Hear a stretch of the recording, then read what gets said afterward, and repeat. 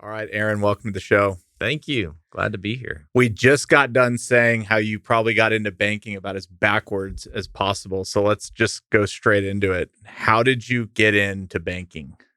Yeah. A bit of background, because to say that I had no experience in banking would not be totally accurate. I grew up in Clinton, Oklahoma, 90 miles west of Oklahoma City, and my dad was a lawyer, a rancher, and had also invested in a small bank when coming out of the RTC when banks were failing in the late 80s. And I did work as a teller there for 3 days in high school. So that's when I graduated high school. I considered myself steeped in banking. But as far as for this turn of events, man, I went to Baylor University, Baylor Law School, went to work at a big law firm, a great place, and was there for 3 years and was around some really great people. It's just, I had an entrepreneurial bug. I've said many times that lawyers should be detail oriented and risk averse, and I wasn't naturally either one of those things. And so I was in a Bible study on Friday mornings with a gentleman named Carlos Sepulveda, who was the CEO of Interstate Batteries, has been a mentor to me for many years now. And processing with him the idea of leaving the practice of law and starting my own business. And he thought I had what it took, even though I didn't really have a business plan. And he took my wife and I to dinner with his wife and agreed to put up some money to give us a 1-year runway to go figure this out. And so March 5th of 2006, I left and started Triumph. Zero intention of being in the banking business, more of a real estate focused business, working on distressed multifamily assets, which little did I know we were on the cusp of what was going to be, in my lifetime, at least, the biggest distortion of markets that, really it started towards the end of 2007, of course, 2008 and 2009. Anyone who lived through it remembers what that was like. And we had bought a few real estate assets. We would raise money, buy the loan that was in default, foreclose, clean up these multifamily properties, and then sell them. And we did well. The problem was it was a carcass to carcass business model, and I didn't fully appreciate that. And so, what's that mean? Well, we didn't have a management company. So when you buy an asset that is in deep distress, there's not a lot of cash flow coming out of it, if any. And I had 2 young kids. I had hired people. And so we were real estate investors without an operating platform to pay the bills. Mm-hmm. And so when you would harvest a gain, then you would use that to live on. But what was going to be your next trick? And then when Lehman failed, everybody became distressed debt investors. And me at the age, at that time of 28, I didn't have the track record to go compete with real distressed debt investors. I was raising money deal by deal. And so my idea was, there's blood running in the streets. The most contrarian of all moves would be to go buy a bank. And that a bank, well run, should always generate cash flow. And they're also a great investment vehicle. And if you believed that what we were going to see in 2008 and 2009, was going to be a repeat of what we saw in the RTC days, the Resolution Trust Company Corporation, when a lot of banks in this part of the world failed. If you had a bank, you would be able to aggregate assets either through acquiring banks or through asset sales. And so I went to Carlos and my other mentor, Chuck Anderson, and said, I think I want to go buy a bank. And they said, well, do you think you can do it? And I said, I don't know, but I think we should try. And they're like, well, we're betting on the jockey here. So go for it and let's see how it turns out. And so that began a process of looking at banks. And you don't just look at a bank, like there's not a CoStar listing or whatever. You don't go to the MLS and find banks. I mean, you can find data about banks, but if you're not in the industry, people aren't going to take calls from a 28-year-old of, hey, you want to sell your bank to me? So, but through providential connections and just and also wearing out a lot of shoe leather, we ultimately found a bank in Dallas. It was about $250 million in assets, which is very small for a bank. It was in a serious amount of distress, probably in danger of failing.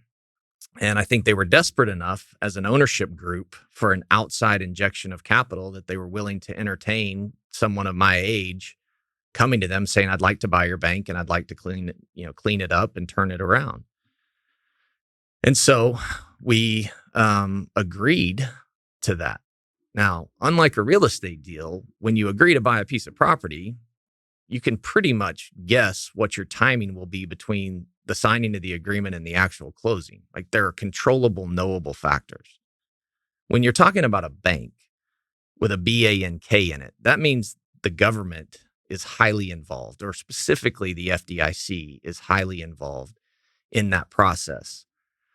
And so what I didn't understand at the time, and I think had I known going in how tough it was going to be, I'm not sure I would have taken the risk.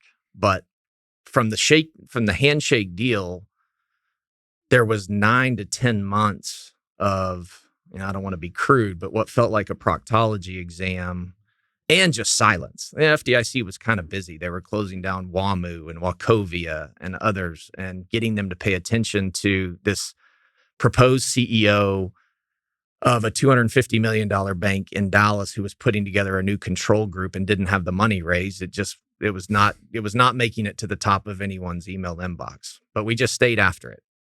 And finally, and again, you've asked one question and I've just launched in here, but I guess this is how this goes. Yeah. So there's a fairly, if you're around Triumph, a well-known story. I was watching money go out the door every month. I figured we had maybe two to 3 month window of operating capital left. And then there was nothing, right? I had borrowed all I could borrow. We weren't generating any income because we were totally focused on buying this bank. My investors, the seed guys who'd been in the deal, had put in all they were going to put in. And I went to and met with Carlos and Chuck. And I said, hey guys, have gotten no update from the FDIC on when or if they're going to approve this application. And I feel like that I've rowed this ship out to sea and I don't see land in front of me. And I know we can't row backwards. We can't get back to shore. So my plan is to keep rowing until the oar breaks. And I think I said that and it sounded brave, but it didn't feel very brave. What I wanted them to say is it's going to be okay. And instead, Carlos said, you know what, Aaron, you may have called a play that you just can't run. And how awesome is that?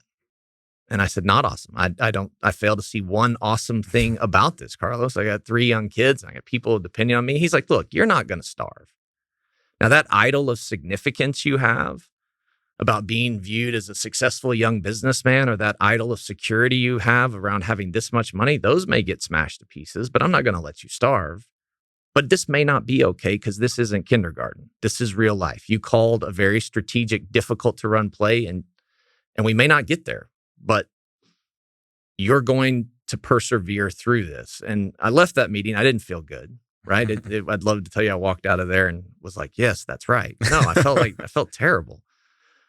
But about 30 days later, we get a call on a weekend night, like a Friday night at 7 p.m. from the FDIC, which just does not happen. And this case manager, I think, had taken pity on me. He's like, hey, I want to let you know your name came up today and they're going to not object to you. They don't ever approve anything. They just don't object. They're not going to object to you taking control of the bank. How quickly can you close? Well, we haven't actually raised the money yet, right? Because it's hard to get investors in that time frame, especially when money was actually worth something.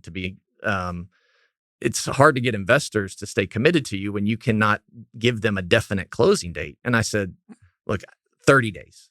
If we can have 30 days, I'll gather. And we needed to raise $45 million, which was a significant amount of money. It felt like Mount Everest to me, frankly. And from there, we started an absolute sprint to go back and see all the people I had been seeing for the last year, telling them about my idea to say, hey, this is actionable. Are you in, and for how much? and wore out Southwest Airlines between Dallas and Midland, because a lot of our original investors came from Midland, because guys who've made their fortune putting holes in the ground are willing enough to take a bet on a 30-year-old, right? They think about the world differently. They didn't need to see a fancy proposal and case study because I didn't have it. Yeah. And so on the 11th hour and 59th minute, at least how it felt to me at the time, on November 5th, 2010, we closed on the bank. We were required to raise $45 million. We raised $45,200,000 from 45 different investors. Largest investor was $4.5 million. Smallest was $50,000. And walked in to the bank that day, bought the bank for, a small portion of that. We had to inject the rest of it in capital. I remember I wrote a $26 million check downstream capital into the bank from our investment fund. And I looked at one of my colleagues who went to college with me, worked with me at Triumph since the early days. And I said, I just became the most unlikely banker in the history of banking. So my way into banking was through a near-death experience, is what it felt like to me, through almost personal bankruptcy. But that's how I got into banking. All right, we're going to get into everything. That's an amazing story. We're going to get into everything that's happened since, but there's a few things I wrote down while you were talking. You said something you said at the very beginning. You go, a bank should always generate cash flow if it's run well. Mm-hmm. Do you really literally mean always, no matter what cycle it's in? Or was there something deeper to that? Shouldn't everything produce cash flow if it's run well? Or is there something specific to banking? Look, banking is a license from the government to make money. Yeah. You should, in my opinion, never bet your capital in banking. You should only bet a portion of your earnings. Think about the structure of a bank in and of itself. Banks are 10 times leveraged. If you think about the right-hand side of a balance sheet, 90% of that is leverage in the form of deposits, because we buy deposits from people who have checking accounts with you, savings accounts, CDs, et cetera, and only 10% is equity. The whole left-hand side of the balance sheet are your assets, whether they're loans, securities, cash, whatever they may be.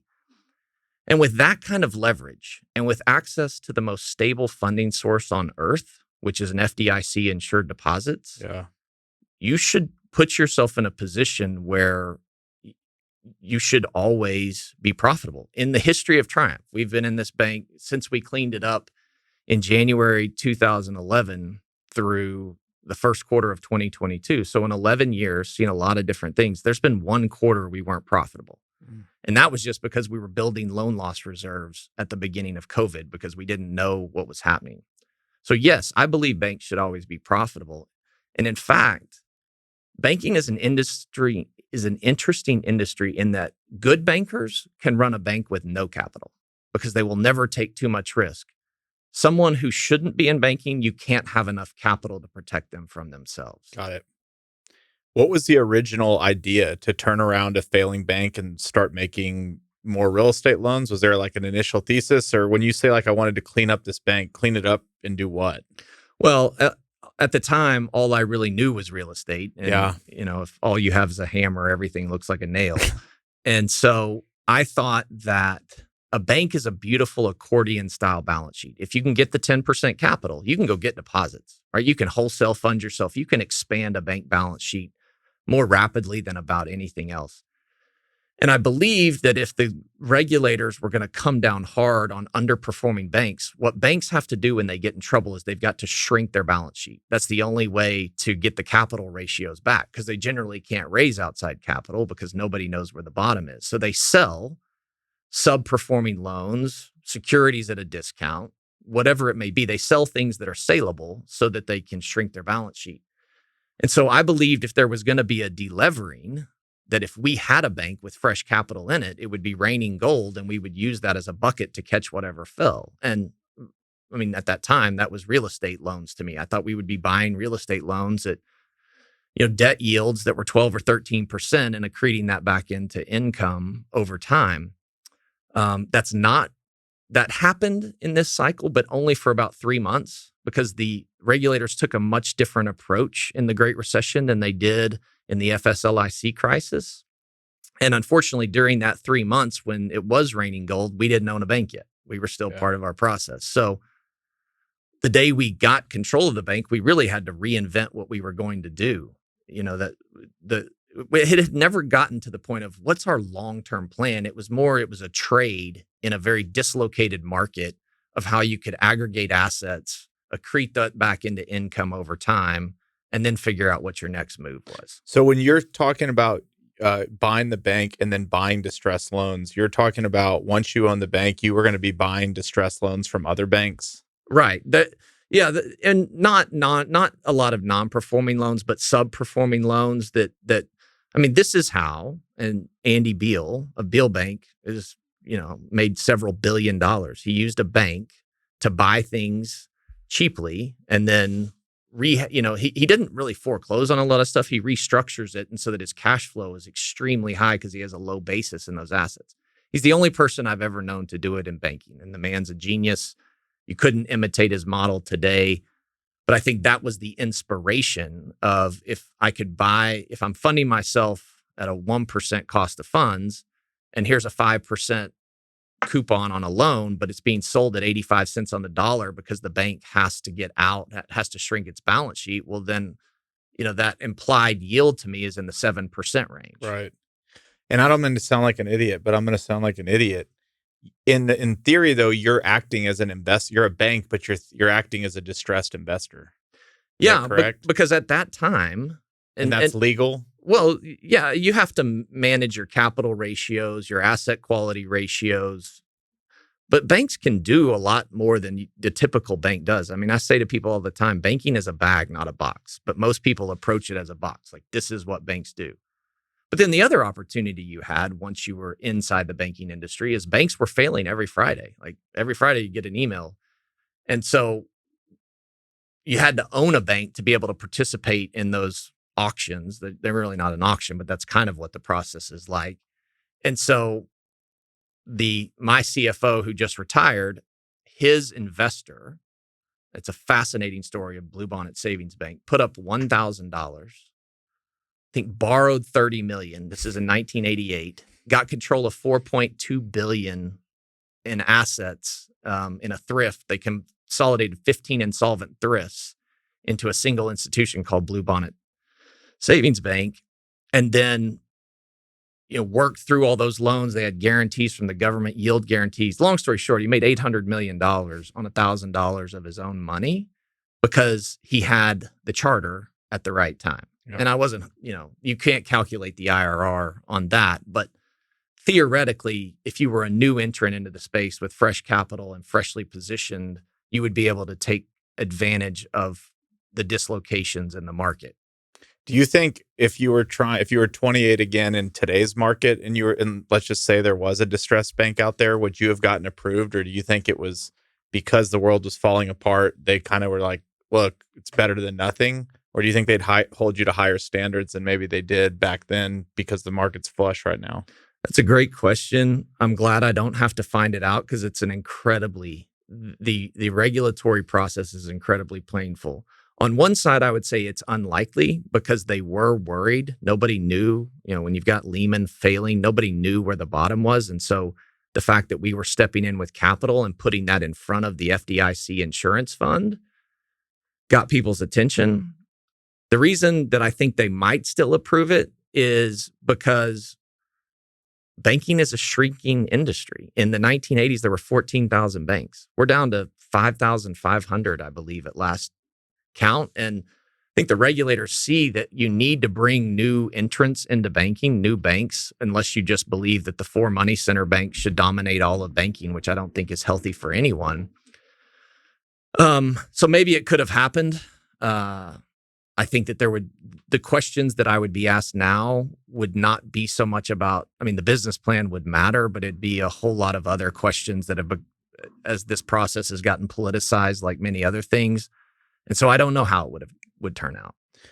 All right. Now we're going to go from you've bought the bank and now we're just going to evolve the conversation to where we are today. But you buy the bank, You put 26 million into it. You walk in, you're the new CEO. I would imagine you kind of don't know what you're doing. You'd been a teller, but you're an entrepreneur. What did the bank look like the day you walked in? How messy really was it? And what caused the mess? The mess was that the bank was founded, or the people who had gotten control of the bank in 2004-ish or 2005 had formerly worked at Beal Bank, and they were going to try to run that same play. And so they were out using the bank to buy distressed real estate loans in 2005 and 2006. Well, the problem was if you were buying a distressed real estate loan in 05 and 06, you had no idea what distress was going to look like in 08, 09. So that was the problem. We had loans in 45 states, all asset classes. They were buying things that many times that had gone bad before they'd gone into a CMBS securitization. They'd gone bad in the warehouse. Mm-hmm. Just a hodgepodge. So that's what we had. I think there were 43 people working in the bank. The bright spot, and I couldn't have done it without them, is there were 4 to 5 people, including my COO and my CFO, who hadn't been there to make the mess. They had come into the bank to try to clean it up, and they had worked at Bluebonnet previously, retired, done other things, and had come back in, and they were brilliant operators. They knew how to run a bank. I didn't. I knew how to chase down a bank and raise capital for a bank, which they didn't know how to do. And so the two of us, despite the age difference, despite the different way in, or that I came into banking versus them, I think a character trait I had learned from my mentors, and hopefully gets better with time, is to approach them with humility. Like, I'm walking in with fresh capital, and yes, I'm the CEO, but I don't have all the answers. Yep. And I need your help, and I want to be your partner, and you're going to be good at things that I'm not good at, and I've done some things you haven't done, and let's work together. And they stayed. Like, nobody left that core team. And so we spent 1 year and 1 day. We went from November 5th, 2010 to November 6th, 2011. We were released from all regulatory orders. And it's very difficult to run a bank when you're under orders, because it's just, everything is harder. So in 366 days, we got the bank upgraded to where it could now play offense. But for that first 366 days, we didn't really make loans. All we were trying to do was offload assets. The same thing I just told you about was my thesis going in. I was doing that same thing. I needed to get my classified assets, my non-performing loans. I needed to get all of that cleaned up so that we could now actually go play offense. Right? I mean, I said to my mentor, I've got 43 people here. I'm one person playing offense and 42 people playing defense, because that was the state of things. So it was tough, but that core group who was there, who stayed with me through the transition, many of whom are still with me today, their contribution was invaluable to what we were trying to do, and covered up all my lack of experience. So in that's all. So that 366 days, you're basically going through, taking your worst performing loans, and who's buying them? Other banks, individuals? Like, at that time, how are these getting off your books quickly? Any way and every way I could move it. Yeah. One of the more creative ways we moved one is, there's a very well-known developer in Dallas. We had a shopping center in Jacksonville, Florida. We financed their purchase of the distressed loan out of the bank, facilitated the foreclosure, stayed in as their lender, and didn't have them put up any money. And I took a carried interest on the back end. It's a real estate approach, but at least I got it off my books, right? I now had fresh, they put capital into the deals. So we would sell it to the borrower at a discount. I mean, anything we could do to work our way out of it. We explored all avenues. And last dumb question. Well, I probably have more, but when somebody says we have a $250 million bank or a $250 billion bank, you said you bought it you raised $45 million. Is the 250 the total amount of loans out? Like, what does 250 mean? It's total assets. Okay. So the assets on the balance sheet of a bank are going to be loans, securities, cash, and premises. Got it. All right. So we get through 366 days. We're on offense now. Then what happens? During that time, again, providentially, my brother had worked at a company and had been their CFO in Mississippi, and through that had met a gentleman who knew another gentleman, a gentleman named Steve Hausman, who's one of my dear friends to this day, who was running a transportation factoring business based in Dallas. Now, transportation factoring is actually the oldest form of finance. It's not lending. It's when you buy an invoice from someone. So if you see it a lot in the apparel industry, when someone's owed money from the retailer, to the apparel manufacturer, they can buy that invoice generally for 98 cents on the dollar. And so it provides working capital to people who don't have, enough capital to wait to get paid in due course. And so in the transportation industry, trucking is incredibly fragmented, incredibly entrepreneurial, and also very thinly capitalized. You have 250,000 active trucking companies in the United States. 96% of them have 4 trucks or less. And most of those are not in a position to have a back office that allows them to invoice the person for whom they haul. And they also don't have the working capital to turn around and fill their truck up again once they drop off a load. And so transportation factoring companies step in, they buy the invoice. If a small trucker were to haul a load for Nestle water ships a ton of freight because Americans, we buy bottled water instead of running it through pipes. We set it on trucks and drive it down the highway. Nevertheless, that trucker buys or hauls a load 600 miles for Nestle waters to a distribution facility. That trucker should be paid about $1,800. A factoring company will step in and buy that $1,800 invoice the day he drops it off and pay $1,760-ish for it. So now the trucker has working capital. The factoring company owns the invoice, and then 30 days later goes back and collects from Nestle. And so that's how factoring works in transportation. And so this gentleman, Steve Hausman, was running a transportation factoring business with $40 million in net funds employed, which is essentially like a $40 million loan book. We say NFE because they turn every 33 days. That's about how fast the portfolio turns, because those are the terms in trucking, normally 30-day payments. And so I met this gentleman as we were in the process of cleaning up the bank and began to believe, didn't know much about trucking, knew about as much about trucking as I did about banking when I got into it. But I believed in the people and the strategy that putting this inside of a bank could be an exceptional opportunity. Did you meet him through the bank, or you just met him like on a golf course and kind of spurred a relationship, or was he a customer of the bank? Like, or was this totally separate? Actually, no, my brother introduced him to me, and while I was trying to raise money for the bank, and I thought he had money. And so the joke is I went to him to raise money for him to put in the bank. He met with me to get me to buy his company. So we both wanted each other's money. But yeah, we met. And so then, we'd already been told, and I think this is a recurring theme, and I want to say this with genuinely no hubris, but we'd been told, look, you'll never be allowed to buy a bank at your age with your experience. You're not going to raise the capital. It's not going to happen. And we just, we were hard-headed about it enough, but I had peace in my heart, and I had wise counselors around me who would have said, if they thought it was a terrible idea, would have spoken up. And so then the next thing is people who knew banking, including many of the people inside the bank, they're like, there is no way that the regulators, freshly after cleaning up this bank, are going to let you go buy a company that you could cynically say makes loans to semi-solvent truckers. Like, they're just not going to do that. And I'm like, well, I think it's a good idea. We're going to try.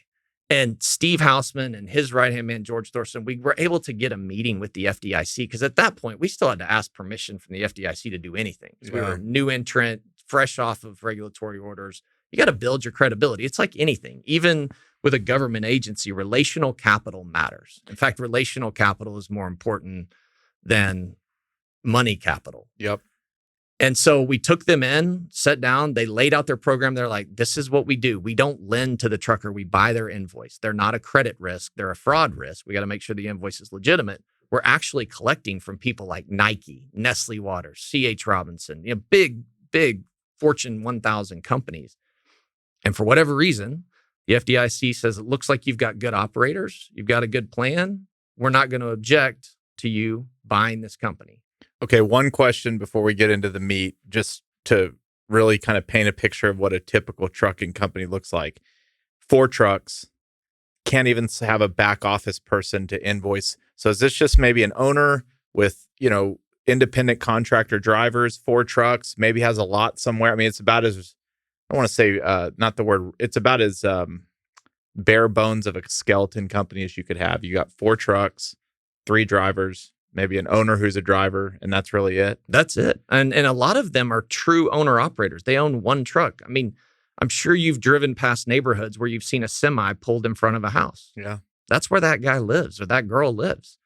And a lot of them in the early days, and it still actually happens, you could come out and see it at our facility, our factoring facility in Capel, the trucker will drive to our facility, get out with the invoice, and get cash. On the spot? On the spot. Okay. Now we've kind of painted a picture of what the average trucking company looks like.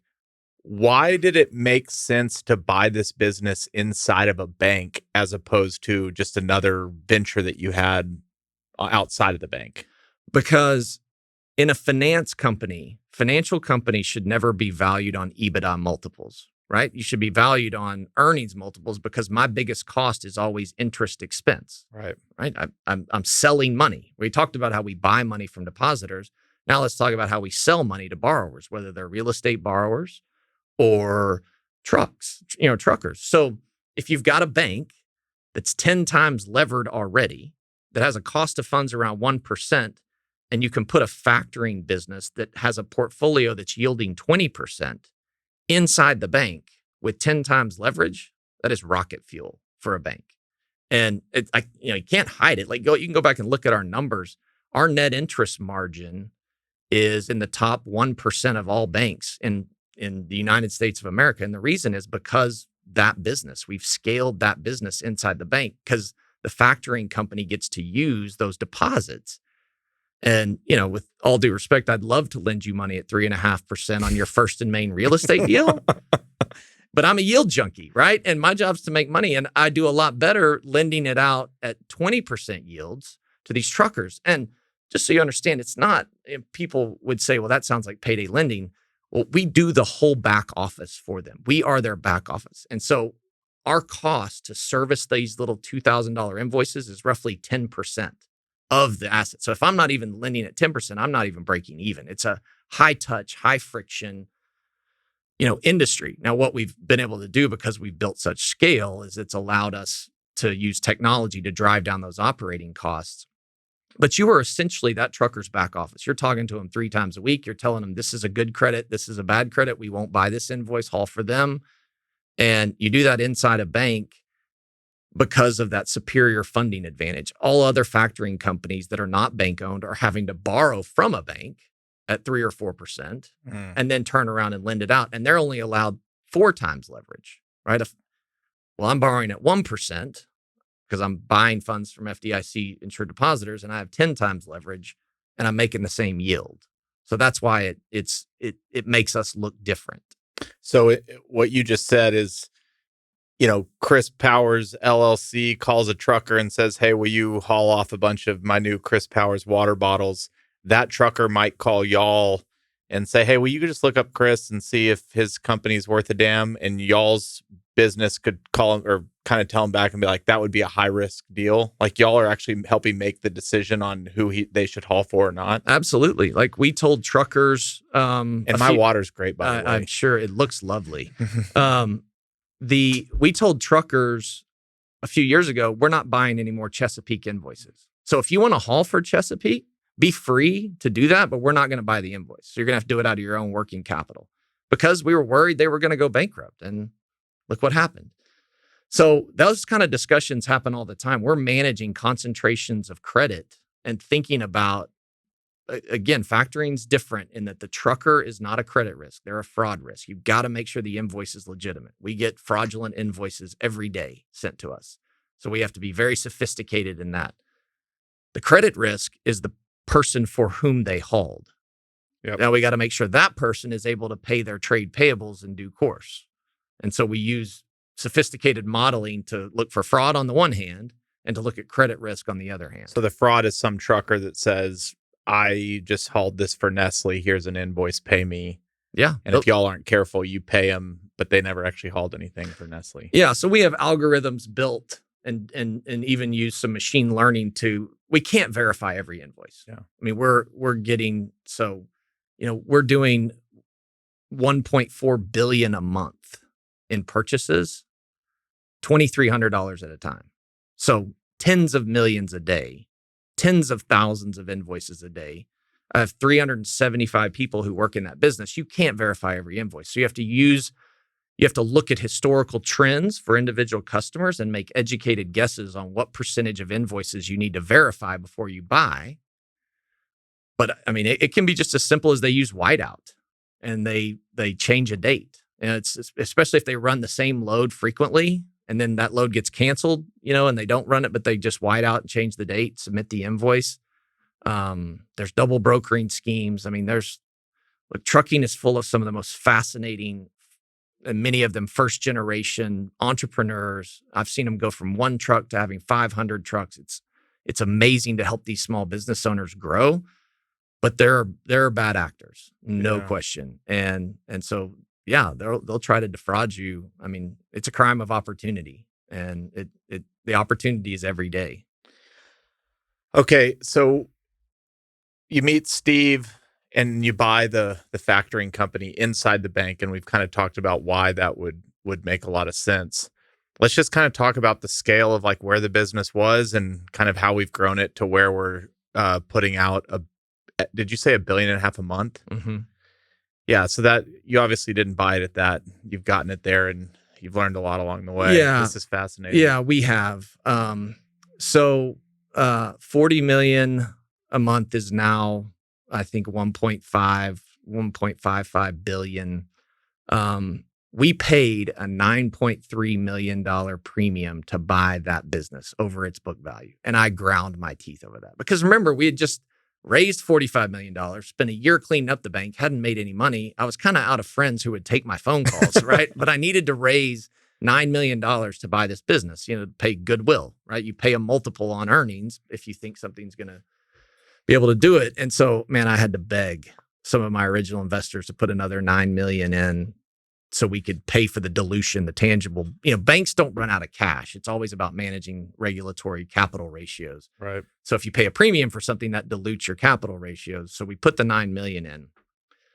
And then through the tremendous leadership of Steve Hausman, George Thorson, a bunch of people down through my current CEO out there, Jeff Brenner, that business now generates $250 million in revenue and about $130 million in net income annually. So it is the best investment we have ever made. I have ever personally been a part of. 90% of that growth has been organic through investing back in the business, through digital marketing channels, through creative things that other people dreamed up, not me. And then building technology, the technology to handle the volumes that we see right now, that would have been unimaginable to us in the early days. And and that business also gave birth to the idea of TriumphPay. So it's in a way the gift that keeps on giving. And what started as this was just an idea to put a factoring company inside a bank has turned us into, we are a transportation-centric enterprise now. Our whole future is about financial technology and transportation, and it all started with that investment. I didn't foresee it. There's no Harvard Business School, well-written paper. There's no PowerPoint. It was really just reacting to opportunity as it came, keeping your eyes open and getting great people and a healthy culture.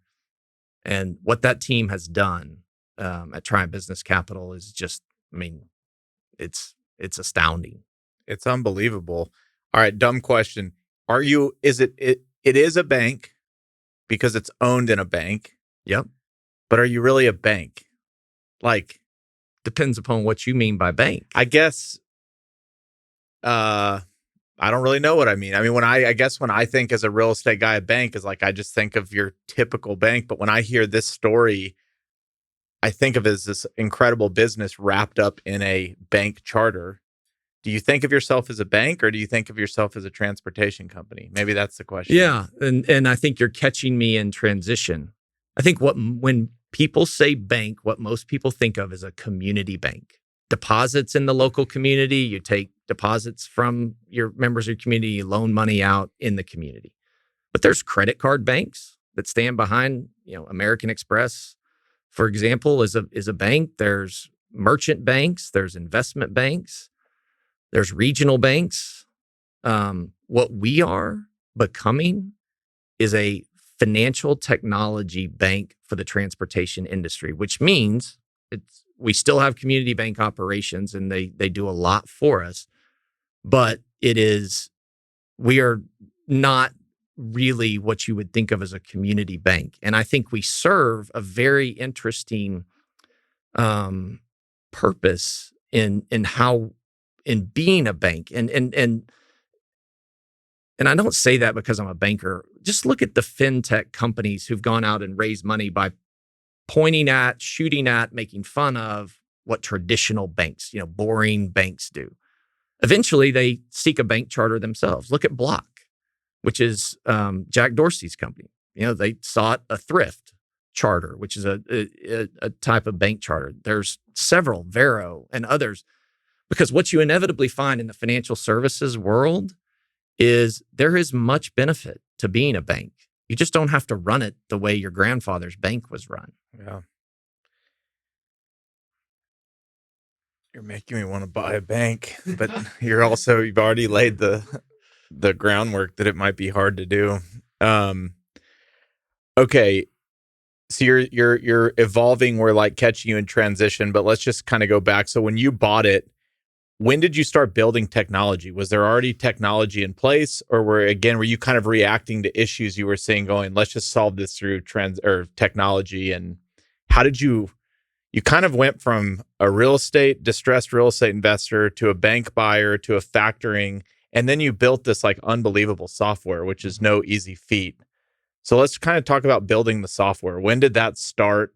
Was that capitalized out of the factoring company, or did you have to go raise like additional capital to build this massive software platform? No, we built everything out of retained earnings. So we were not going to dilute our investors. And, along this journey, we also bought some community banks to get scale. We went public, which that's its own whole nother rodeo. Okay.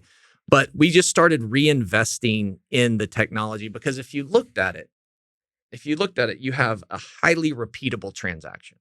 Right? Construction projects are not highly repeatable unless you're building tract homes. Yep. And if you're building tract homes, by about the third time you do it, you've probably figured out, I can pre-order this, I can cut this way, I can do this in CAD that saves the carpenter 7% time.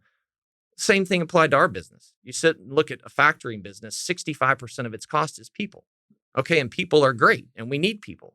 But how can we empower people to do more than they used to do historically? And well, let's look at the day in the life of an invoice, right? An invoice was coming in those days via facsimile. Today it comes in through a picture. They take a picture on the phone, we OCR the picture, we geotag the location, it comes directly into our software. And so you just start picking apart the process of, okay, we've got a bottleneck here. Can technology solve the bottleneck here? Yes. Okay, great. Now that one's opened up.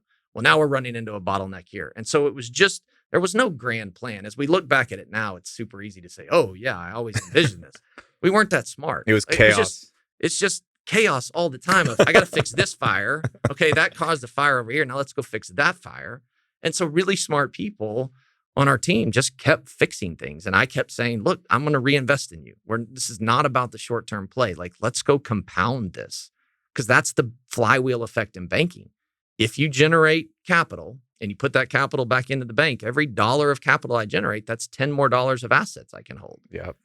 And that's a flywheel. And so we just chose to keep investing. And so it's been a perpetual, ongoing reconstruction, or construction, I guess, from the ground up of a technology service that took what, when we originally bought it, was an off-the-shelf product. It was never equipped to handle the kind of volumes it was already doing, into what is now an enterprise system that can handle, $1.5 billion a month. This is totally off topic for just a quick second, but just like listening to how you think, would you put yourself in the category of being like a really big visionary, or would you put yourself in the category of you're amazing at like understanding what's in front of you and how to get through the next step? Because I think there's a lot of people, as when I've interviewed 200 people, they can't figure out what to do today because they're so focused on tomorrow. And everything you've said has just been this consistent, like, oh, another obstacle. This is what we're just going to kind of keep blocking and tackling. So are you just very future oriented, or are you just amazing at understanding the opportunity that exists with what you know in the situation?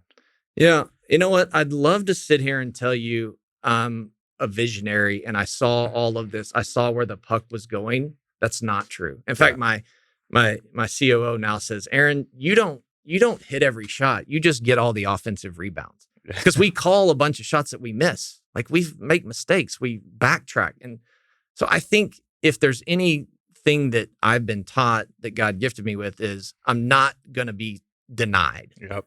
Right? Okay, I took that jump shot, I clanked it. Well, I'm going to go get the offensive rebound and put it in. So I think it's probably more of, I'm good at, okay, tell me what your issue is. Remember where the end is we're going. And I'm not totally sure that end is what it is. I mean, we know what we want to do. We want to be valuable. Yeah. But let's solve this issue. I think it's probably, while I think I do have creativity and vision, I think it's more towards assimilating resources that whatever this thing is not going to be the thing that stands in our way tomorrow. Yep. All right, we're going to get to Triumph Pay, but just to kind of wrap up, the basic of the technology is you just took some of Chris's water bottles, you dropped them off, you're getting on an app, you're doing it from the location to prove that it's dropped off so that it's geofenced. You're submitting an invoice, it's coming into the system. Or the Triumph goes, here's the invoice, send them the money like within 24 hours on the spot. Generally 1 hour. Okay, so money's in your bank account. We gave you $1,760. We're going to be collecting $1,800 or whatever. Yep. And the way you get to the 20% margin, it's basically like 1.5 points every month for 12 months. You nailed it. Yeah. Okay. And me as the person, I'm willing to pay that because Triumph's going to back it. I can get my money in an hour, and I do some other things for you. Let's talk about the back office. Yeah. Well, so number one is the back office. I mean, a trucker who is either going to have to sit in a truck stop and get on a Wi-Fi signal to submit their invoice, Yep. or what many of them do is send it home to their spouse, who she runs QuickBooks, or he runs QuickBooks if he stays at home, and then they submit the invoice. And it's just hard to scale that. And so what most of them have decided to do, 65% of all invoices that get paid in trucking are factored. And most people don't. I mean, that is a not well-known fact. And the reason is because factoring companies are more than just a balance sheet. So what we do next is we aggregate for all of our customers all the diesel they purchase. And we go to Love's, Pilot Flying J, TA, and we negotiate discounts on their behalf. Well, if I'm a trucker, 30 to 40% of my cost is in fuel. And if I can use a Triumph fuel card to save 13 cents a gallon, then that's offsetting this financial burden of the factoring industry. And so we do things like that. We help them we have an insurance subsidiary. So we help them get insurance, and we finance the cost of insurance over 12 equal payments at 0% interest, because it's hard to write that check when it comes around once a year. So the idea is, now, what would a bank look like if it were created by truckers for truckers? And that's what Triumph is doing. Because it's a segment of society no one ever wanted to bank before. No one cared about. You're aggregating all the truckers in the country and using their collective power to do bargaining on their behalf and then give it back to them. Right. Is the industry headed more towards consolidation, where there's going to be less 4-person trucking companies, or are there going to be more in 10 years? Great question. If we look at the current state of affairs, there are more small trucking companies coming in every month.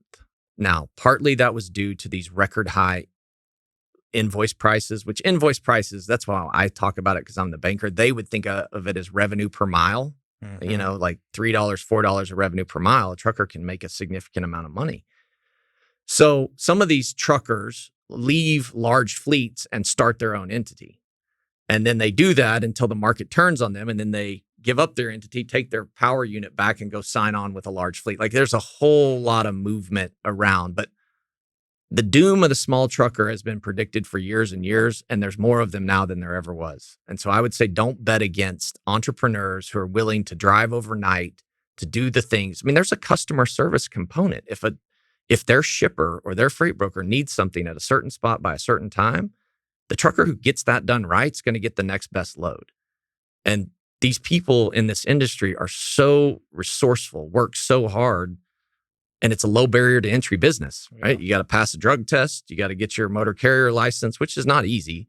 And, most of them borrow 97 cents on the dollar on a truck, and then they just go work.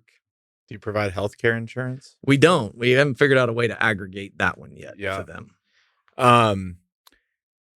Oh man, this is fascinating. Even today, I think I read it was either today or yesterday that Amazon's passing off 5% fuel charge and like transportation costs off to its sellers. So the question isn't, that's not my question. My question is, I would imagine in an environment like where we're at right now, inflation's moving, costs are moving. And I think about the 4-person company that, by all means is sophisticated at trucking, but they're probably not as sophisticated at understanding how quick their costs are moving and if they're actually making money or not. So quick question, do you guys help them determine what to charge for that load? Or is it still on them to understand what they're charging and that's totally separate from anything you're touching? Yeah, we don't get involved in that. The spot rate moves. I mean, there's a very broad and liquid market of what we call spot rate invoices, which is priced per day. Okay. These truckers can choose to take the load or not take the load. Sometimes if the spot rate market gets soft enough, they'll just park their trucks and wait, for a better day, which is a wise thing to do because they got to remember they're driving depreciating assets. When a truck gets up to 700,000 miles, the cost of service per mile goes up.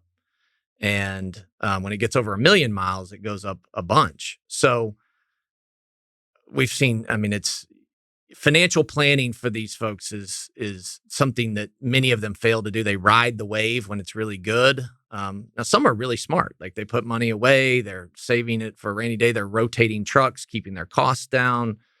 But, truckers do live at the mercy. Trucking is a leading indicator for the economy. It is very volatile. And even right now, we're seeing a pullback in freight. And yet these guys have very high fixed fuel costs. And so their margins have gotten compressed dramatically in the last 30 to 45 days versus what was probably the greatest year in trucking ever for the truckers themselves, 2021. Do you guys finance trucks? We do. We have about a $600 million book for that. We don't finance for the smallest truckers. We're not good at that. That's hard to do in a bank. But our average trucker that we'll finance trucks for has 5 to 15 power units. If they get up to where they have a couple hundred power units, they're going to borrow from a big bank. Yeah. Okay. How does Triumph Pay work? Like, how is that different? Or we just discussed it, or is that a new thing that we haven't talked about? Yeah, yet? no. Triumph Pay is the I think the thing that could change Triumph the most. So Triumph Pay was invented in 2015. Again, Steve Hausman had a big hand in that, and others. And everything I just told you that makes the factoring industry great. One of the negatives is you spend a tremendous amount of time and effort chasing around small truckers who are the payees. They're getting paid. These payees, these small truckers, who on average stay in business for 22 months. It's kind of a barbell. Some go out of business in 2 to 3 months, or they leave you for whatever reason. Some stay for 5 years, but on average, 22 months. So you got this huge SG&A expense trying to find, onboard, sell to, recruit these truckers, and yet they're going out the back end and there's nothing you can do about it. So if you just sat down with a whiteboard and said, we love this industry, is there a better way to do this? What would it be? And we said the better way is to integrate with the payors.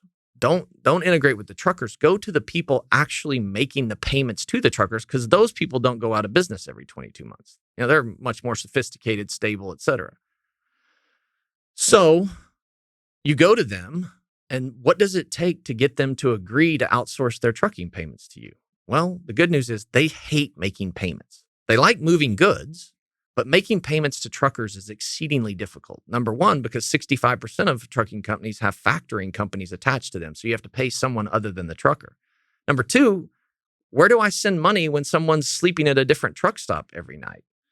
If I don't have up-to-date bank account information, if they only haul one load for me, a lot of times for a freight broker, a trucker will haul for them one time and never haul again. So now I've onboarded them, done all this work, paid them one time, and I don't ever see them again. It's incredibly inefficient. So we approached the industry, the freight brokers specifically, and there's 9,500 freight brokers in the United States. The top 1,000 control 90% of the market, and it's a $175 billion market, just freight brokerage. All of trucking's 8% of gross domestic product, just under $1 trillion. But freight brokers, and those would be J.B. Hunt, C.H. Robinson, XPO, Landstar. You've seen their logos up and down the roads. They just don't own all those trucks, right? They're logistics companies. They're asset light companies. And so we've approached that industry and we said, tell you what, you've heard of us on the factoring side. We want to pay all of your carriers for free.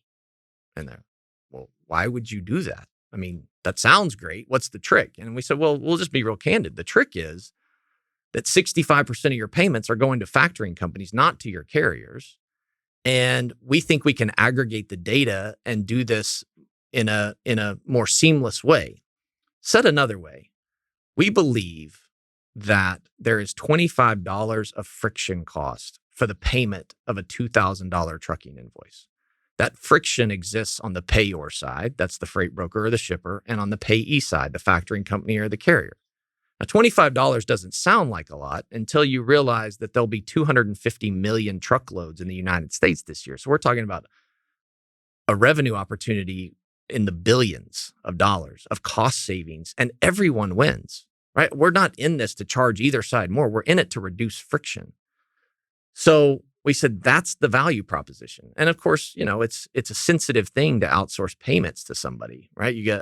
It's technologically complex what we do. And so we've worked at this for now 6 years. And as of right now, we have 560-ish freight brokers and another 30 or so shippers who use us to pay all their truckers.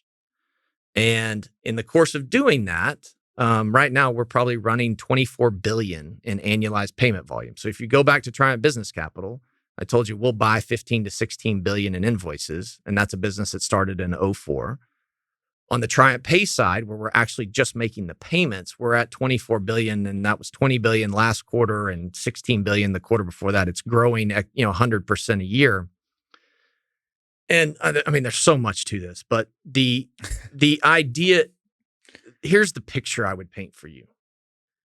When you went to the grocery store with your grandmother, I'm sure at one time or another, she fished out her giant purse and she set it on the counter, and then she fished her checkbook out of that giant purse. And then she wrote out the check, and then the cashier behind the counter asked for her driver's license number.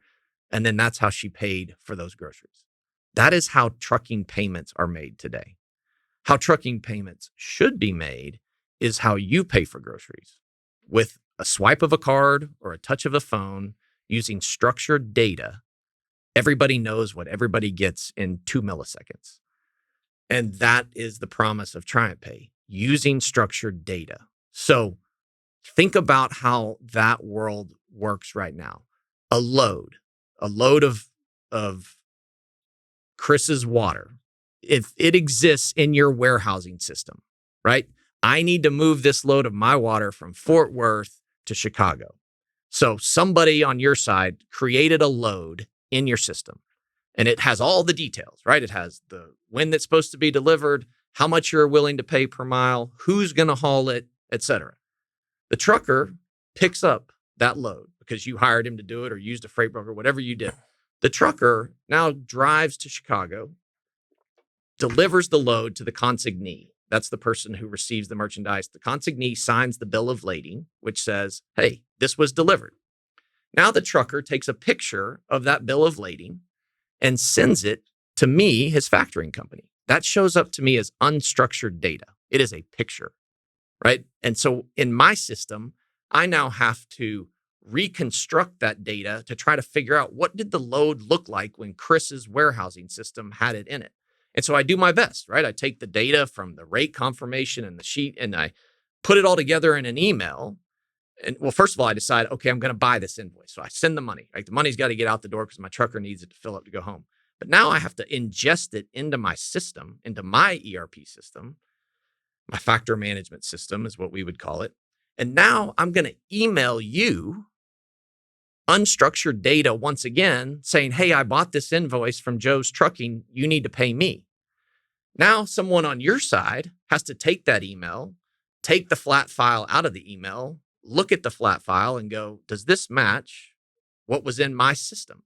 So what was structured data in your system, a series of ones and zeros that can be manipulated, has come back to you as a Adobe PDF or a picture.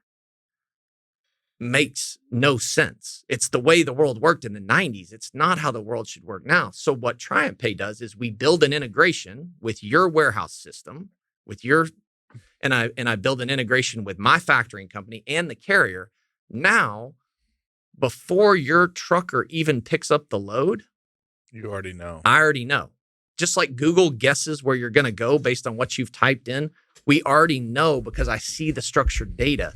And now when I send that invoice back to you, you don't have to have somebody ingest it into your system. It's already structured. And so then you look at it and go, oh yeah, this matches. And in doing that, we eliminate $25 of friction, time, and frustration, not to mention fraud mitigation, because you're the source of truth. You know, in any transaction, you got to figure out what the source of truth is. Your system is the source of truth because you're the payor. You're the person who hired this trucker. So I need to match back to your system. And if I can match back to your system using structured data, the likelihood of fraud goes down dramatically. Okay. You said you eliminate $25 of friction, but you said I'm also not trying to how do you are you trying to make money or is you just creating stickier clients? No, so the $25 of friction, if I can cut that, if I can remove $15 of it, there's always going to be some friction, right? And the truth is nobody knows how much friction can be reduced because nobody's done this before. Like we're on the bleeding edge of the frontier out here. Yeah. But I think we can eliminate $15 of friction and maybe more as we get more scale. Well, then we're going to ask to split that with you. You keep $7 that you would have otherwise spent, and TriumphPay keeps a portion of that. And when you say, money that you would have spent, that's your case to them that you don't have to hire all these, accountants or accounts payable people that are going to be the ones making these payments. We're now ingesting your that. Back office just went down dramatically. Yes. Okay. That's it. Yeah. And the thing that I remind these folks of is, for example, a very large freight broker who's in the process of integrating with us just did a carrier dump. They dumped us every carrier that they had paid in the last 12 months, or maybe it was even longer than that. It might have been 24 months. We had paid 97% of those carriers already. And so it's just so powerful, the network of, we already have their data. I've got their bank account. I know who they are. I can tell you whether they're real or not. And so let us be the experts in payment. You be the experts at moving freight. We are a Visa network. We allow parties, just like when you walk into a store, what Visa does is it connects the merchant, that's the person you're buying from, to you, who are the card carrier, to your capital provider, whatever bank issues that Visa card. And you use structured data so everybody gets what they're going to get. And there's no back office cost associated with it. Yeah. That's what we're bringing to trucking. And when we talked before this, remind me again, you said, how is American Express different from Visa? American Express is a bank. So Okay, every time gotcha. you swipe an American Express card, that receivable that's generated, right? Yeah. Because think about it. You buy a candy bar at the store today, your Amex bill doesn't show up for 30 days. That money had to sit somewhere for 30 days. And that receivable sits on the balance sheet of Centurion Bank, which is what Amex is a bank. Visa is just an open loop payments network. It allows various capital providers, JP Morgan Chase, Bank of America, Triumph, others, to issue cards on its network, but the actual receivable sits on the balance sheet of that individual capital provider, not, in this case, not TriumphPay. It can sit on the balance sheet of the factoring company. It can sit in other places. Do the truckers keep deposits at Triumph as part of this? Is that like something that you want, or do you care? Oh, totally. I mean, every bank loves deposits. We have to get better. This is the whole thing of we're redesigning. What if a bank was built by truckers for truckers? So a trucker's not going to be able to bring you a signed account agreement in, right? If you can't do DocuSign, if you can't have a totally mobile experience, if they can't use money when they want, how they want, then you're not doing them any good. We are in the process of upgrading that experience and to design it for truckers. So yes, we have some trucker accounts. We would like to have more because we think that's a fundamental relationship a trucker should have with their bank. So does the public market trade you like a bank, or do they trade you like a fintech company right now? We're somewhere in between. So we trade, of all publicly traded banks, we trade at the third highest price to tangible book value multiple of any bank and one of the highest forward PE multiples. So we trade at 3.5 times tangible book. A JP Morgan Chase is going to trade at 1.5. Okay, so that the market is telling you two things. One of two things. Number one, either they think we're going to grow dramatically, or number two, that not all forms of revenue are valued equally by investors. And that's a very important distinction. The reason payment networks, fee income driven opportunities trade at such high multiples is because they're incredibly sticky and they are recession resistant and there's no balance sheet risk. So an investor, a fintech investor who wants to own a payments company is going to pay a much higher multiple than a bank investor who wants to own a bank at First and Main. So we still have bank investors. We have some fintech investors, and our stock trades at the very highest ranges of banks, but below where some fintechs trade. So we still have hopefully more progress to make there. Is there a reason why you went public to begin with? Banks eat capital. Okay. And all of my friends had stopped answering my phone calls, right?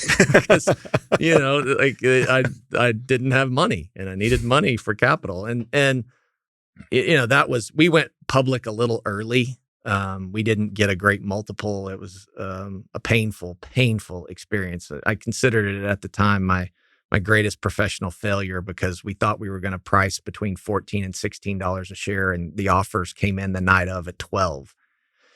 And so we had all the boardroom, we had my whole board, and we were all in New York. And it kind of like looks like you would think about it. There's 30 investment bankers in the room, and they're all wanting us to take the deal. And I'm exhausted because I've been in 7 cities in 2 weeks, selling this story, and we're going to miss the range. And that's, you set the range when you go public or you announce you're going public. So this was about to be, a horrible failure in front of the whole world. And I think I could have cried on command at any moment. And so we asked all the investment bankers to leave the room. And as they were walking out, one of them, who I really respected, I mean, I knew he wanted us to go public because he wanted to make money, their fee. But he said, "Aaron, there are investors standing here willing to give you $90 million. That was how much we were raising at $12 a share. You think you're worth more than $12 a share. You're not selling your company. You're just bringing new capital into it. Take the money, go prove your business case, and no one will ever remember but you that you priced below the range." And I shared that with the board when everybody left, and we voted. There was a lot of back and forth, but we voted to take the deal and we went public. And that was November of 14. And about a week later, oil and gas went off a cliff and we wouldn't have been able to get out. But that next day, trying to put on a brave face, I brought my family there. This is going to be a big celebration. And my daughter threw up in the floor of the NASDAQ. She had a stomach bug. And I'm just like, there's not champagne and yachts in this whole thing. This is not, what people think. But that's why we went public. We went public early, but it has served us well because it's allowed us to now make investments. And we now have a currency. We trade, at 20 plus times forward earnings, which allows us to use our stock as a currency to buy things that fit in with our overall strategy. So I guess you were 31 or 2 when you went public? November of 14. So I would have been 34. All right, let's spend the last 15 minutes kind of on, like you just said, we can use it as currency to buy things. What are you buying now? So for us, our world is getting smaller, right? I think a lot of companies parlay success in a core competency into going off and doing something they don't fully understand. We are doing the exact opposite. My world is shrinking every day to, I want to be the best in the world at paying truckers. That's it. That's my value prop. And I also want to provide truckers the greatest banking experience possible. Those are the two things I want to be the best in the world at, which was not in my yearbook plan, when coming out of high school, but it's what I love. I'm passionate about it.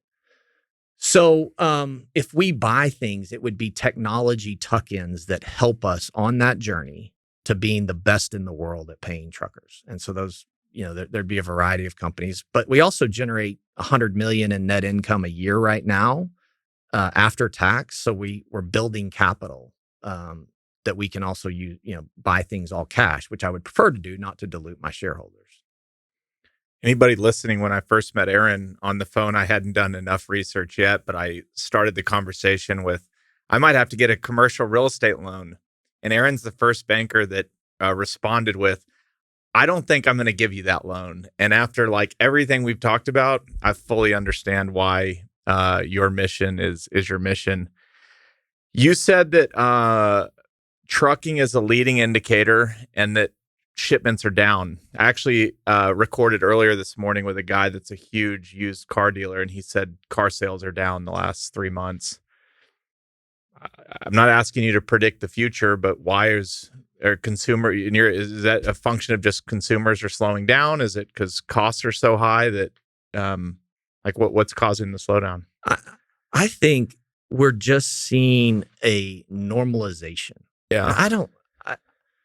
And there could be a lot of things that influences them. And I'm no economist, but we all had to come off of this sugar high of cars being priced above the sticker price. And so it's so funny how quickly the human condition gets to where whatever's happening at the moment, we project that into the future. Which of us thought it made sense for houses to trade 2 times the listing price? It was a sugar high, right? And there was all these reasons that came together. I think freight is normalizing as far as on a rate per mile basis, but the overall freight tonnage has not fallen materially. Could it fall? Sure. Could the war in Ukraine, could other exogenous shocks, could the Fed raising interest rates cause tonnage to come down? Yes, and likely it will, but much ink has already been spilled. And in our case, we've lost 25% of our market cap in the last 10 days. And I just think the market is told itself a story based upon some media, some certain indicators, and has run with that story. Because on the other side, I would say unemployment is so low, and there is still so much pent-up demand. So my view is freight is rationalizing back down to a more normal state. The problem for the trucker is their costs have gone up. Their fuel costs, certainly. Everything's more expensive. So we need it to normalize higher than where it was before all of this happened, or they're going to be underwater. And, the cycle begins again. Yeah. It's fair to say, though, that the trucking industry, as an industrial guy, I think the statistic is 17 to 20% of all sales in America currently happen online. So there's still a lot of way to go for more people buying online. But right now, if the other 80% of goods, if they're happening in stores, means that trucks are heading to stores and dropping off product. But as online grows and retail shrinks, does the trucking industry get bigger, get smaller, or stay the same? Do you know what I'm talking about? Yeah, I don't know that it matters. I think Yeah. it just shifts the mode. If you're buying it at your house, it's going to be parcel, what we call parcel delivery, FedEx, UPS. That's going to grow more. Yeah. If you're buying it at a store, it's going to be truckload because they're going to take a truckload of those same widgets to the store, and you and 300 other people are going to buy those from the store. But a truck, we don't have a viable alternative. Everything in this room, everything you're wearing, when you go home tonight, if you bought it, a truck brought it, right? So trucking, there's changes inside of trucking, whether it's more parcel heavy, more truckload, more LTL, which is less than truckload, like different modes move at different times, more flatbeds when construction's strong like now, to more refrigerated units when we're in produce season. Like there's all these underlying shifts, but until we figure out how to deliver things with drones or some other mode of delivery, somebody's got to get goods out of the Port of Long Beach to your house in Dallas. Somebody's got to get things that are being manufactured in Mexico City through Laredo to a distribution facility in San Antonio. And those are trucks. Is there anything that you could even remotely say keeps you up at night about the trucking industry? Sure. We're 12 years into what's supposed to be an 8-year cycle. Okay. So look, banks take 3 types of risk. You take interest rate risk, you take credit risk, or you take revenue volatility risk. Triumph does not take interest rate risk. We don't make bets on long-term movements. And how you would take interest rate risk is you would lend on a 30-year fixed rate, but you're buying your funds every day, right, from depositors. And if rates go up, like they're doing now, and you've made 30-year fixed rate loans at 4%, you're getting compressed. Yeah. So we don't take that kind of risk. We don't make long-term loans like that. The second way you take risk is taking more credit risk. There's less credit risk making a loan at First and Main at a 50% loan to value, but I can get a higher yield if I go into a suburb and take an 80% loan. Well, we try not to take that risk at any material. I mean, you're always going to take some credit risk in that sense. What we take is revenue volatility risk. If trucking slows down, there's less invoices for me to buy. And if there's less invoices for me to buy, there's less profits for me to generate. But the good news is we're generating profits. Yeah. So I'm not immune to what happens. And so definitely I think about that. But it goes back to what I said. A bank should bet its earnings, not its capital. So if I have to face the investment community and go, we're down 50% on profitability because of the revenue cycle, but we didn't lose money on bad credits, that's what you want to do, right? You can't as a bank be immune to what the overall economy is doing. You just got to do it in such a way that you don't jeopardize the bank. Okay, real quick, just go through that one more time. A bank should bet their earnings, not their capital. And I'm just regurgitating what you said, meaning your biggest risk as a bank is just that revenue in the trucking industry slows down, not that you made a bunch of bad loans or you're recovering from things like that. Exactly. I mean, I think about it. I mean, that's just a broad statement. What I mean is I should never be taking above market risk that jeopardizes anything more than a portion of my earnings. If I'm willing to put my whole earnings stream at risk on some big bet, that's crazy. That's what you do when you're a fintech startup. That's not what you do when you're an FDIC insured institution. I mean, my job is to be nimble enough to compete when the market's hot, but wise enough to survive when the market's cold. Okay. When you're buying $1.5 billion of invoices every month, I'm assuming you have to be a large enough bank to be able to have $1.5 billion to be cycling through. Is that part of why you kept buying banks? Or where does this $1.5 billion come from? Yeah, so we're $6 billion in assets. Okay. So $1.5 billion of that is in our factored receivables. And so, yeah, it would be a different proposition if you had no other assets other than those. Even still, it should be profitable as long as you're not buying fraudulent invoices or not having a concentration of risk with some shipper. So, for example, no matter how good the shipper is, be it Walmart, Amazon, whomever, I won't allow more than 10% concentration in that name. So we try to make sure we spread that credit risk across the entire universe of shippers, not concentrate in some names, especially cyclical names. Yeah. Johnny's seen me do a lot of these. There's only a few where I start fidgeting at the end because I'm like the opportunity's starting to sink in. I maybe two more questions. Um, when I think about trucking, where it's happening every day, it's consistent. Like it is. Is there even an industry even close that could compete, like that you could do this kind of model in another industry, or is this really niche to trucking based on the way the industry works? Yeah, it would have to be an industry with a highly repeatable transaction where there's very little risk Mm-hmm. of a complaint about the service provided. Like construction would be the worst place to do factoring because I could always find a reason not to pay you the full amount of the invoice. In trucking, like the load showed up or it didn't. Yes, there are damage claims, but it's in 0.01%.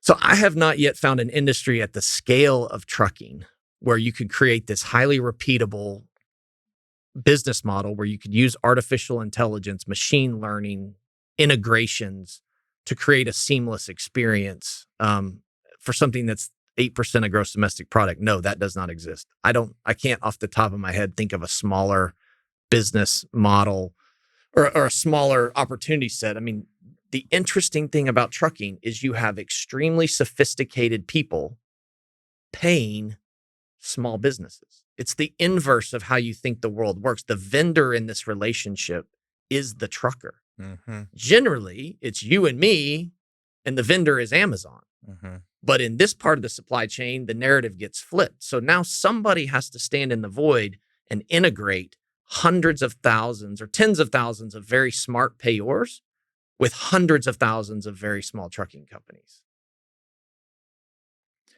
All right. If we sat down here 10 years from now and had a conversation about what happened over the last 10 years, I know your mission is to become, you said the invisible and ubiquitous payments network for trucking.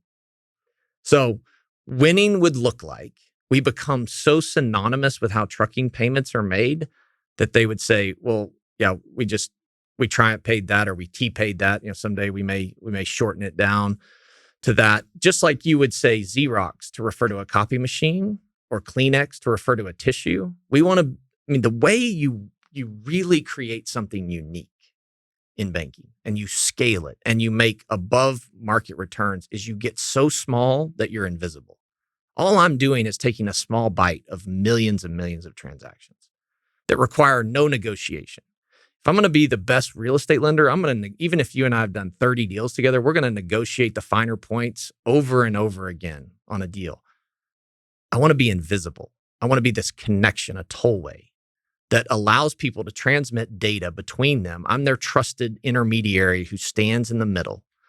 And if a couple of years, by 10 years, we're certainly going to know. I would say in the next 2 years or not, you're going to know. Either we became invisible or ubiquitous and we've now started to monetize it, or some competitive solution came along and disrupted us.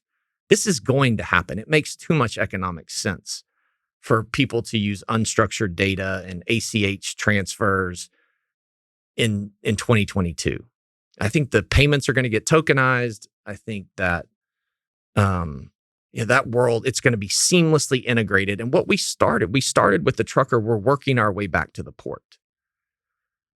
What I think the long game is, the goods that are sitting inside that container unit that you think of, that you see going down the highway that got offloaded in the port of Long Beach, actually started at a manufacturing facility in China. Think about if you had structured data all the way from the time it left the manufacturer in China, as it crossed the ocean, then it went to the freight broker, or then it went to an intermodal, on rail. Then it went to the freight broker and finally to the trucker and finally to the ultimate retailer. If we all use structured data for the entire life cycle of the good, the USB cable that you bought that had to cross oceans to get here, then we're really onto something. And if Triumph ends up having the technology and the integrations to be the person who hosts all that, well, then everybody who, I think our shareholders will be very happy. This has been awesome, man. Oh, thank Congrats. you. This is so freaking cool. It's in the process of going out and raising the 45 million. What I learned was the people who had such fascinating businesses that they did things that I woke up every day and took for granted. One of them was, sold the little gizmos that you see on the counter of a convenience store, like the throwaway stuff, and had made a fortune doing it. And so these people find these businesses and they get really good at them, and they don't need all the press. They don't need their name on the side of a building. And it's cool. And so I tried to learn from that, right? Like solve a big problem that maybe nobody else either cared to solve or had the resolve to solve. And that's what we're trying to do. But thank you for having me. And I hope that, I hope that people who listen to this appreciate that trucker when they see them on I-35, like give him or her some room, because that's your stuff they're hauling down the highway. It's incredible, man. Thank you so much. Appreciate it. Thank you for having me.